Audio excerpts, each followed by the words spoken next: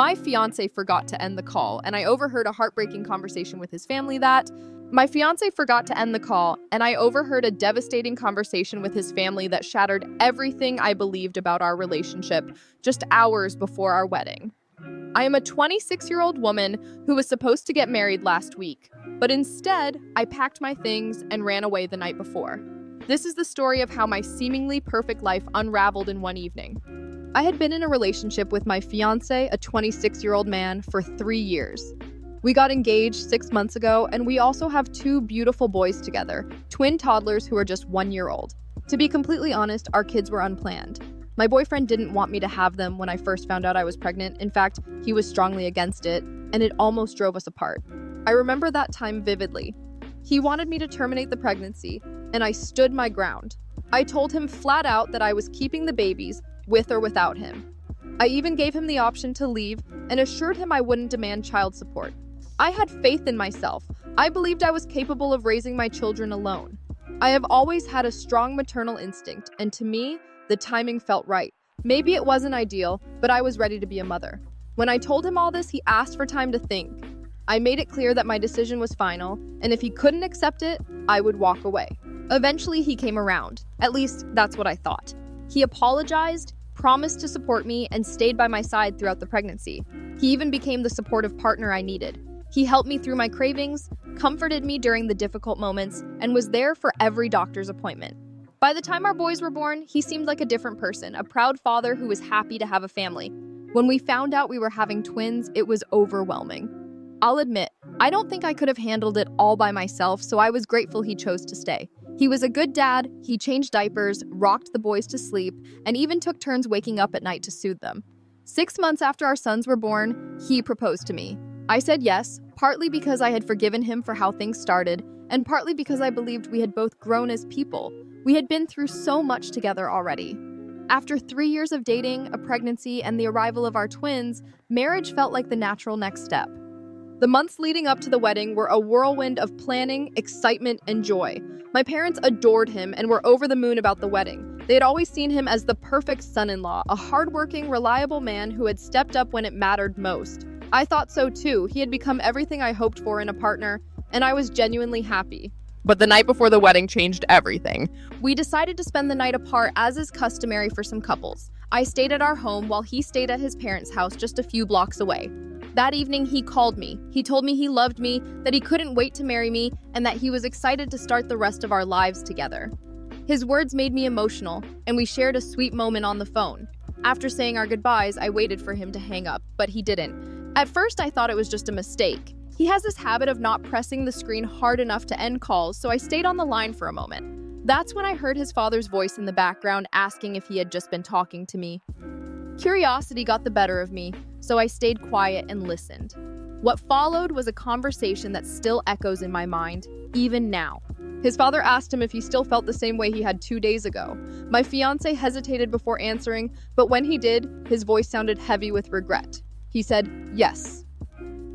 My heart sank, but I couldn't hang up.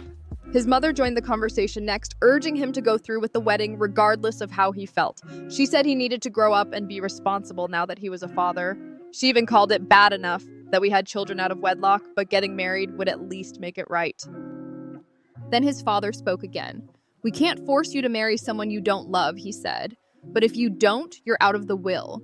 My fiancé pushed back, saying he wouldn't be manipulated, but his mother kept pressing. She reminded him that having children meant stepping up and doing the right thing.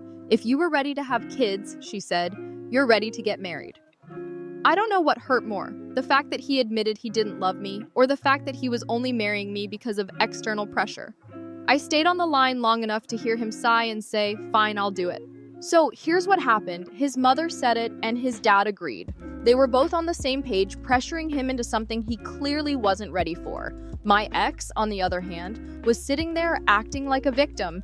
He started this whole rant about how unfair everyone was being to him. He said he was being coerced into marrying me, even though he wasn't ready for it, just so he wouldn't be cut out of their will. Yeah, you read that right. The man was literally more worried about his inheritance than anything else. He kept going, complaining about how no one in his life ever stops to consider if he's ready for the things they push onto him. According to him, he's always being shoved into milestones he's not prepared for. Fatherhood, marriage, you name it. At this point, I honestly didn't care whether he was ready to be a father or not. His parents didn't either. They forced him to stay with me when I found out I was pregnant, even though the thought of having kids apparently terrified him. And now here they were, pressuring him to marry me because, God forbid, their son's life doesn't follow the exact script they wrote for him. He kept whining about how unfair we all were, and then, classic drama king move, he stormed out of the room, leaving his phone behind. His parents, meanwhile, didn't skip a beat. They just sat there, continuing to talk about how irresponsible he was and how he needed to grow up. That's when I hung up. I sat there stunned, staring at the wall, trying to process everything. The man I thought I knew, the one who'd been a decent boyfriend and a good dad for the past year, had only stayed with me because his parents threatened to disinherit him. And I found out all of this the night before our wedding. What a time to be alive. For a couple of minutes, I just sat there, unable to make sense of it. Sure, we'd had arguments when I first told him I was pregnant, but after that, he'd seemed to step up, or so I thought. Turns out, he was just really good at pretending, Oscar-worthy, honestly. Once I managed to stop my head from spinning, I knew I couldn't go through with it, so I packed up my stuff, grabbed my kids, and drove to a hotel on the outskirts of town. It was late when we got there, and the kids were cranky, so I put them to bed, blocked my ex and his entire family on every platform I could think of, and just sat there. I cried all night, like full-on ugly crying. By the time I finally fell asleep, it was around 4 a.m. I was emotionally drained, but at least I had some clarity.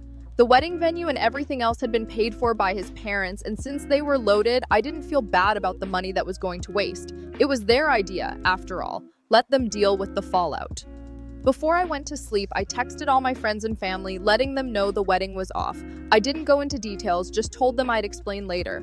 I also made it very clear that I didn't want anyone reaching out to my ex or his family. Thankfully, my people had my back and respected my wishes. The next day, I stayed in the hotel. I ate my feelings and played with my kids, trying to focus on them because they were the only ones who mattered. I was heartbroken, sure, but I had to keep it together for them.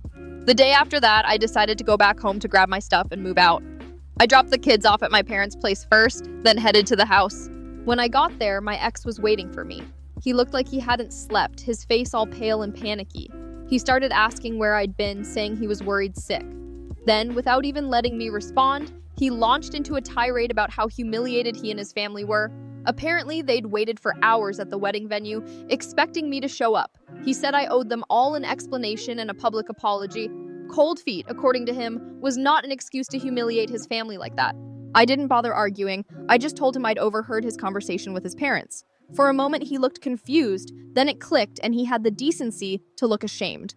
That was it for me. I went inside, grabbed the essentials, and left without another word. I didn't feel the need to explain myself.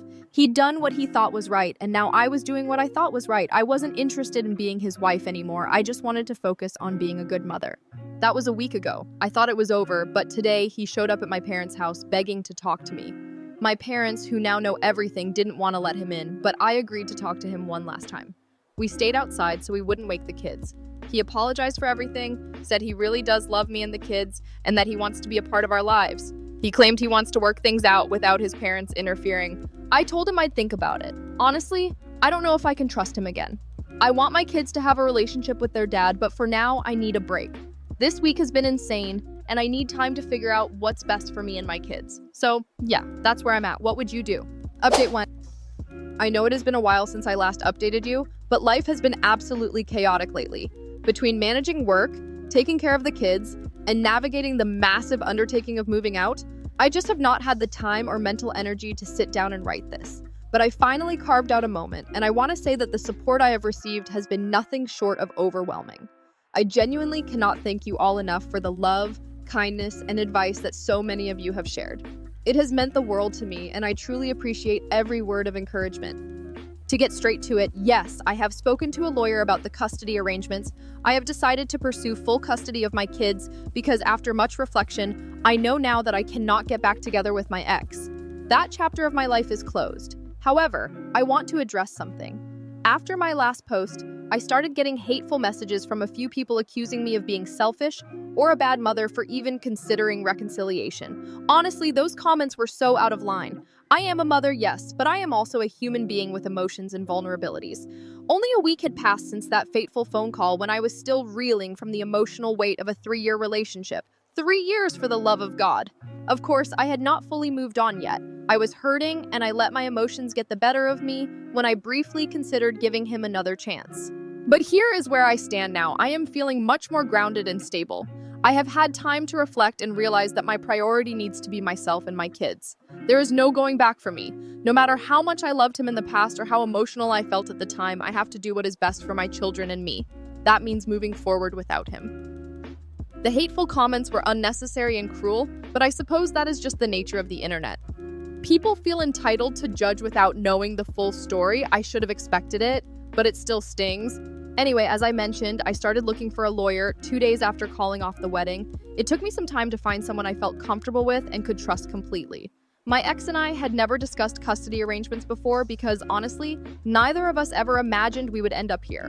But now that we are officially done, it is time to take the necessary legal steps to ensure that my children stay with me.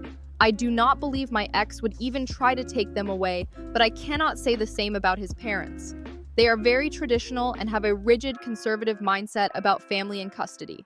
I am almost certain they would not be okay with their son not having custody of his children, and I fully expect them to try and challenge me on it. I am preparing myself for that battle because I know it might be coming.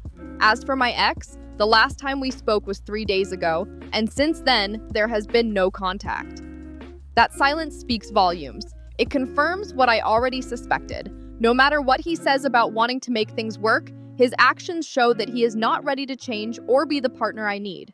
If he truly cared, he would have checked in on me, at least once, but he hasn't. His words about wanting to make things work now feel hollow and meaningless. This lack of effort from his side reassures me that I am making the right decision. There is no trust left between us, and I cannot stay with someone who does not value me enough to put in the effort. This is what is best for me and my kids, and I know that. I plan to tell him my decision soon, and I just hope that he takes it well and does not cause a scene about the custody arrangement. That is the last thing I need to deal with right now, but I am prepared for it if it comes to that. Thank you all again for your support. It means everything to me. I will keep you updated as things progress. Update 2. I do not want to get back together with him, and I also mentioned that I am planning to file for full custody of our kids. I thought giving him a heads up would be the respectful thing to do. Honestly, I expected him to be fine with it because as far as I knew, he had already admitted he was not ready for marriage or fatherhood. It seemed logical to me that he would feel relieved, maybe even grateful, that I was not forcing him into something he had repeatedly said he was not prepared for. But oh boy, was I wrong. Instead of understanding or agreeing, he completely flipped out. He started arguing with me, saying that I could break up with him if that is what I wanted, but I had no right to take his kids away. At first I thought, okay, maybe this makes sense if we had a functional relationship or if he had shown any interest in being a father. But as you all know, that is not the case here. This is the same man who, for the entire year, had been vocal about not wanting kids. Up until a week ago, he was still saying he was not ready to be a dad. And now, all of a sudden, he is claiming he is ready to fight for custody? Something about this sudden change screamed fishy, and I could not ignore it. I am almost certain his parents are pulling the strings here like they always have. While we were arguing, he started to panic, which was awkward because we were at a restaurant and he was causing a scene.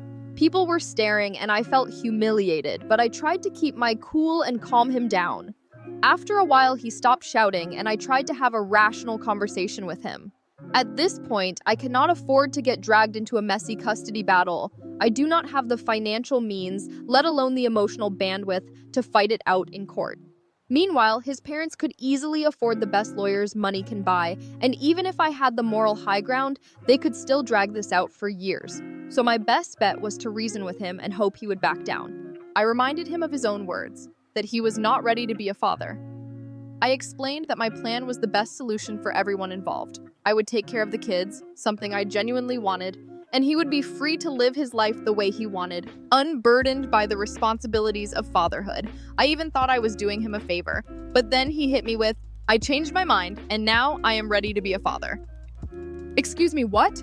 That statement did not add up at all. How does someone go from not ready for an entire year to ready in just 1 week? I pressed him on it, asking if there was something he was not telling me. And surprise, surprise, he finally admitted the truth. His parents were behind it all. After the wedding was called off and I told him I knew everything, he ran straight to his parents. They told him to fix things with me as soon as possible. Apparently, they had come to terms with the fact that I was not going to marry him, but losing custody of their grandchildren. That was a line they were not willing to let me cross. They even threatened to cut him off financially if he could not convince me to agree to joint custody. By the time he got to this part of the story, he was practically begging me to reconsider and agree to joint custody. But at that point, I was so disgusted, I just walked out. I could not believe he was still dancing to their tune. Here I was, giving him an easy way out of a situation he clearly did not want to be in, and yet he was willing to put up a fight, not because he cared about me or the kids, but because he cared about his parents' money. That was the last straw for me. I do not want him anywhere near our kids. They deserve better than a father who only shows up when his trust fund is on the line. I even decided I do not want child support because I want him completely out of our lives. No ties, no contact, nothing. He clearly lacks the backbone to stand up to his parents, and I refuse to let my children grow up around that kind of influence. It has been a few days since all of this went down, and I have blocked him everywhere. Again. The last message he sent me was truly the cherry on top of this disaster. He suggested we go ahead with joint custody, and in return, he would share his inheritance with me once his parents passed away. Like, seriously? That is the kind of nonsense he thinks would convince me? Looking back, I feel so foolish for ever falling for someone like him. He is the textbook definition of a spoiled brat. I am a self-made woman who worked hard for everything I have, while he has coasted through life on his parents' wealth. I thought dating me had changed him, that he had grown into a better person, but clearly, I was wrong. He is a great actor. I will give him that. He fooled me for 3 whole years. Now, I am done. I am fine with raising my kids on my own because no father is better than one who does not even want to be a father. I know I made the right choice, and I can only hope that he eventually comes to his senses and voluntarily terminates his parental rights. Until then, I am just going to keep praying and doing my best for my kids. Update 3. I'm finally back with an update, and this time I actually have some good news to share. I know it has been ages since my last post, and I'm really sorry for going MIA, but life has been an absolute whirlwind lately. There has been so much happening, and I barely had a moment to sit down and gather my thoughts. But now that I do, let me catch you up on everything that's been going on. First of all, the biggest change, my kids and I have officially moved into a new apartment. It's definitely smaller than the house I used to live in with my ex, but honestly, it feels so much better because I can finally call it mine. It's a place that is entirely mine, and my kids, no bad memories, no shared history, no lingering shadows of the past. It's nothing fancy, but it's cozy, and that's all I really need right now. Plus, it's super close to my parents' house, which has been such a blessing. They can drop by to visit or help with the kids whenever they're free, and knowing they're just a short distance away gives me a sense of comfort I didn't realize I was missing. Speaking of help, I also made the decision to hire a full-time nanny. It was not an easy call to make, but realistically, I cannot afford to stop working, and trying to balance everything on my own was just not sustainable. I'm incredibly fortunate that I'm in a position where I can afford this right now, and I know I owe a lot of that to my parents. They have been so supportive, both emotionally and financially, and I honestly do not know where I would be without them. This whole situation has been a curveball none of us saw coming, but they've stepped up in ways I never expected, and I am so grateful for their love and support. Now, on to the part I know a lot of you have been curious about, my ex. So here's the deal. He officially signed away his parental rights. I know, shocking, right? I have no idea what led to this sudden decision. My best guess is that he finally grew a backbone and stood up to his parents, or maybe they just gave up on pressuring him. Either way, it's done, and honestly, I feel nothing but relief about it.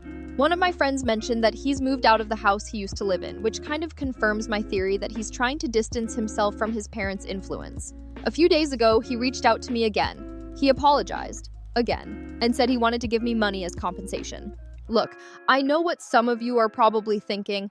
Take the money, it's for your kids. And trust me, I thought about it.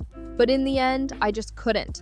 I wasn't joking when I said I wanted nothing more to do with him. I forgave him because holding on to anger wasn't doing me any good. But that doesn't mean I want anything from him. I told him as much in a text. I said I appreciated the gesture but didn't need or want his money, and politely asked him not to contact me again. To his credit, he has respected that boundary so far, and I hope it stays that way.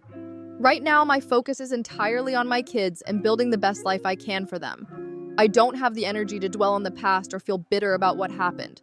All I care about is being a good mom and giving my kids the love and stability they deserve.